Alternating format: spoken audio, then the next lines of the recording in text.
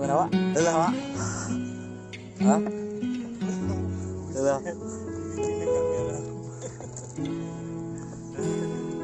Udah, Pak?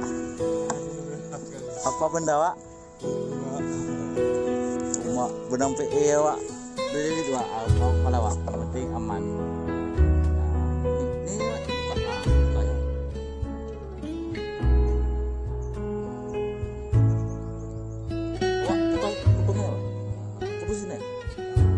Itu benang udah soalnya benang